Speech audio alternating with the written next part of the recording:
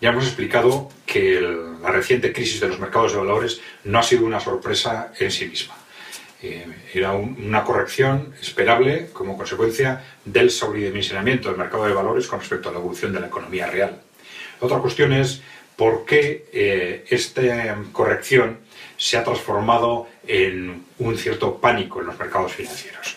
Y la razón fundamental es digamos, la conciencia más o menos intuitiva sobre cuáles son las variables fundamentales en las que se está asentando en estos momentos la economía occidental y en qué medida el sector financiero sobredimensionado está sometido a un permanente riesgo de explosión que no acaba de superarse por mucho que las políticas económicas intenten trasladar otra cosa. Lo cierto es que existe una situación latente de sobreendeudamiento y de riesgo en el mercado financiero que no solo se están solucionando, sino que han ido incrementándose a lo largo de estos años.